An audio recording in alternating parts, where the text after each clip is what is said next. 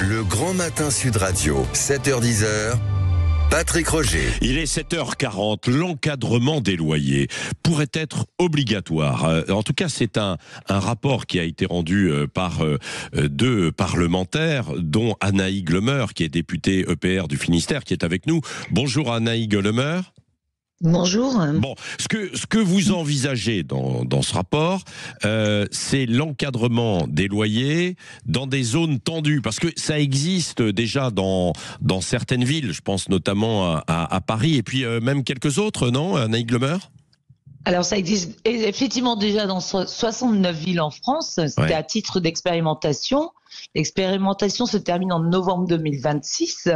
Donc on prend un petit peu les devants pour pouvoir justement regarder si ça fonctionne ou pas. Ouais. Et je reprends tout de suite votre mot. Ouais. On ne rend pas obligatoire. Ce n'est pas vrai.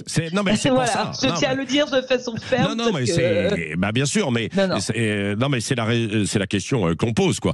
Alors vous, qu'est-ce que vous prévoyez dans ce rapport ?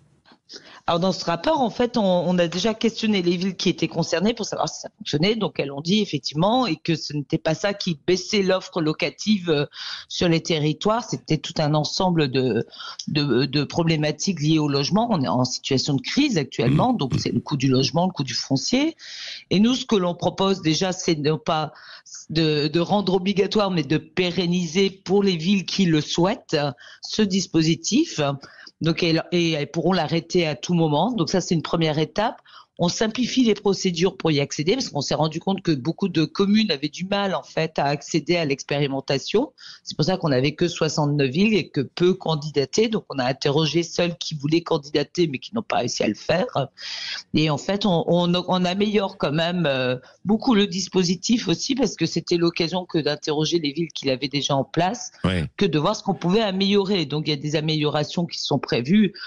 Par exemple, je vous donnais une, on propose d'intégrer les surfaces annexes, les terrasses, les caves, au calcul du loyer de référence ou du complément. Donc, du coup, c'est pas mal de petites observations comme ça qui sont... Est-ce que le but de l'encadrement, est-ce que c'est de faire baisser les loyers ou pas ? Non. C'est d'éviter la hausse, on va dire comme ça. Parce qu'en fait, le calcul se fait sur le prix du marché. C'est pas un calcul qui sort de l'envie d'une collectivité ou de l'État. C'est un calcul en fonction du prix du marché qu'on peut majorer de 20%. Ça, c'est le loyer de base. Et après, on peut mettre des compléments en disant, bah voilà, j'ai une vue exceptionnelle, j'ai des caractéristiques vraiment particulières dans mon appartement. Donc, il y a des compléments qui sont possibles en plus. Donc, ce n'est pas un prix à la baisse, c'est un prix à la réalité. Alors, selon certains, des opposants plutôt, Anaïg Lemer, ça pourrait dissuader les propriétaires particuliers de mettre leurs biens en location. Vrai ou pas ? Et puis, ça aggraverait donc la pénurie de logements. Vrai ou pas alors ? Faux. Je dis faux. Bah, dans les villes où il y a aussi des problématiques d'offres locatives, certaines villes n'ont pas l'encadrement des loyers. Donc c'est pas un critère qui fait qu'il y a des gens qui ont peur. Au contraire. En plus, ça permet à certains qui ne passent pas forcément par des gestionnaires de biens d'avoir le juste prix du marché. C'est-à-dire, ça donne une référence. C'est quand même intéressant d'avoir une référence quand on se positionne avec un bien en arrivant sur le marché. Et mais aujourd'hui, est-ce que ça ne vient pas perturber en fait autre chose ? C'est-à-dire qu'on va demander, et on demande à tous les propriétaires notamment, d'isoler leur logement. Est-ce qu'ils pourront répercuter cet investissement qui souvent est colossal pour un petit propriétaire qui a un petit studio et qui va le louer 500 €. On l'a pris en compte effectivement dans le rapport. On a dit que les travaux pourront être pris en compte même au cours du temps de la location. Donc effectivement, il y a une amélioration qui n'était pas prise en compte avant. Avant, il n'y avait pas d'amélioration et il y avait même plusieurs critères qui étaient un peu désuets. On prenait la date de la construction, alors que d'un immeuble à un autre, à même date, on n'a pas forcément les mêmes qualités.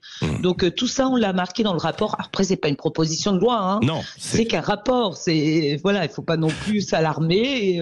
Non, mais c'est un rapport pour donner des pistes pour essayer d'améliorer en fait la la situation, Anaïs Glomer, parce que la de fin toute façon, on sera obligé de légiférer. Donc oui.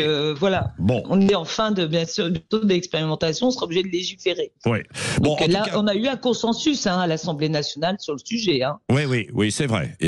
Consensus, donc parce que on arrive à la fin de l'expérimentation quand même. Ça, c'est prévu dans un an et demi, ou dans un an, fin novembre 2026. Donc 2026. Il faudra se poser la question pour savoir ce que l'on fait par la suite, Anaïs Glomer. C'est exactement ça. Exactement ça, c'était l'objectif et c'est donner du temps pour avoir des discussions en amont du vote. Voilà, et en même temps ça permet aux agences, aux propriétaires de gamberger un petit peu pour voir ce qui est possible ou pas, parce que la situation est quand même extrêmement tendue en fait sur le marché du logement aujourd'hui. On construit moins, pour les investisseurs ce n'est plus très intéressant, donc je crois que là où il y a beaucoup à faire, c'est probablement sur la fiscalité, pour essayer de revoir et puis encourager l'investissement, parce que sinon il n'y en aura plus et on arrive à une situation de crise. Et il y a même effectivement avec l'isolation thermique des bâtiments, certains qui ne peuvent plus louer leur logement ou pas trop, et résultat ils ne sont plus sur le marché et il y a une crise en fait assez terrible.